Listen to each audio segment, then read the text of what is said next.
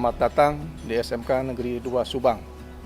SMK Negeri 2 Subang adalah salah satu sekolah yang dipercaya oleh pemerintah bekerja sama dengan Indonesia Belanda dalam rangka pengembangan agribisnis tanaman pangan dan hortikultura.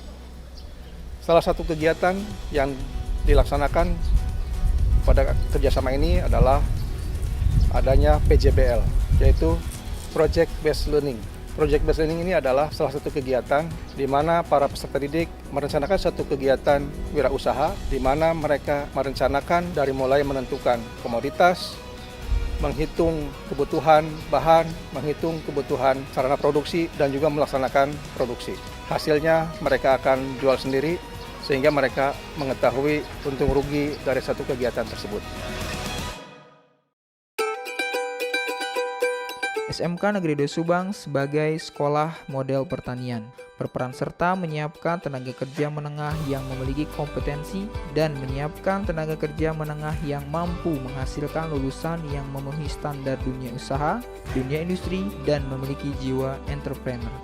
Untuk menghasilkan lulusan tersebut, maka diperlukan pembinaan, pembelajaran, dan latihan yang terus-menerus. Salah satu aktivitas yang dapat dilakukan agar siswa belajar secara terencana dan terus-menerus adalah dengan pembelajaran berbasis proyek atau Project Based Learning.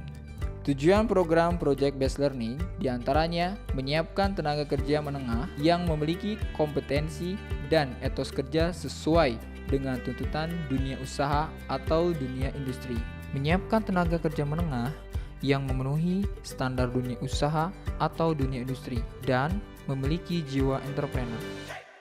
Program ini juga memiliki sasaran terhadap siswa maupun guru, diantaranya guru di SMK Negeri 2 Subang, khususnya kompetensi keahlian agribisnis tanaman pangan dan hortikultura sebagai pendamping siswa kelas 12.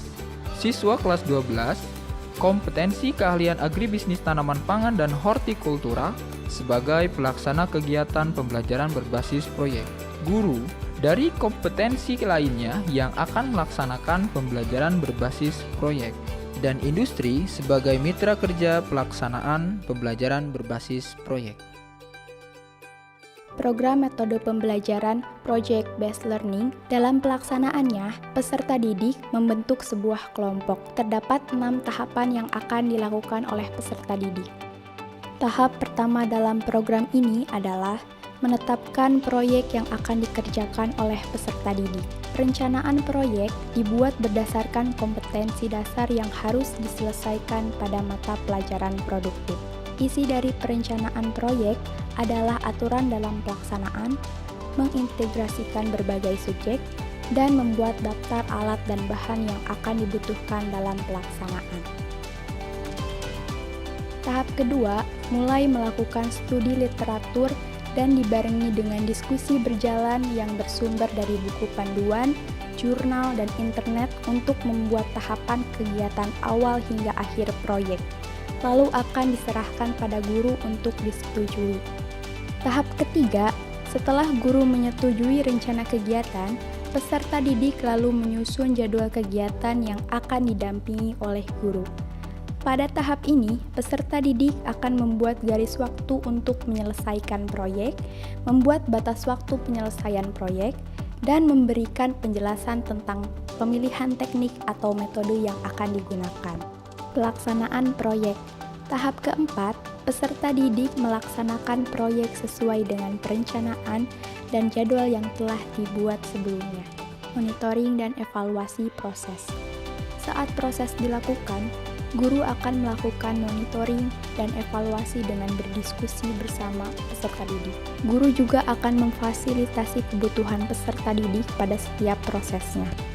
Pada tahap akhir, untuk menyempurnakan proyek, peserta didik akan melakukan pelaporan dan seminar mengenai proyek yang telah dilakukan. Dan pada tahap ini juga, peserta didik akan mengetahui berapa indeks yang mereka dapatkan dari rangkaian proses dan hasil akhir proyek.